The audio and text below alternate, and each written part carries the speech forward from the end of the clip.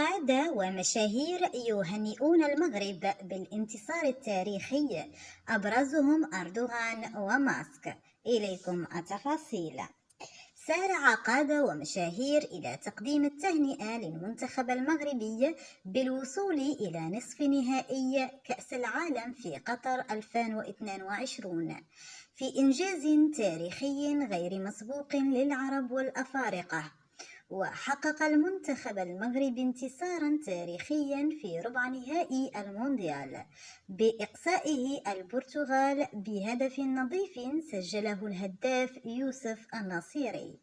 وبعد انتهاء المباراة غرد الرئيس التركي رجب طيب أردوغان عبر تويتر: أهنئ من أعماق قلبي المنتخب المغربي الذي يعتبر أول فريق أفريقي يحقق إنجاز الوصول لدور نصف نهائي كأس العالم، كما أبارك لجميع أشقائنا المغاربة هذا الإنجاز.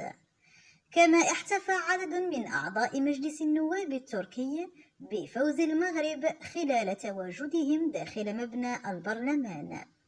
بدوره غرد مالك شركة تويتر الملياردير الأمريكي إيلون ماسك بعبارة مبارك للمغرب، ناشرا ملصقات لعلم أسود الأطلس.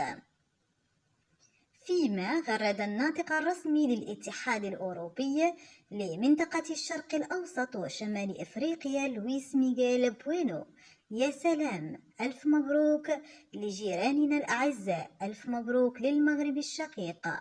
رئيس وزراء اليمن معين عبد الملك قال: بالجدارة، بالأداء الفذ، بروح البطل، باللعب المنظم والجميل، اجتاز المنتخب المغربي الفريد بعض أقوى المنتخبات العالمية المرشحة للبطولة، واستحق التواجد في نصف النهائي على بعد خطوة من نهائي كأس العالم. نائب رئيس الوزراء الإماراتي ووزير المالية مكتوم بن محمد بن راشد غرد: نبارك للمغرب قيادة وشعبا هذا الإنجاز التاريخي، أداء مشرف وفوز غير مسبوق للكرة العربية وتأهل مستحق أسعد القلوب.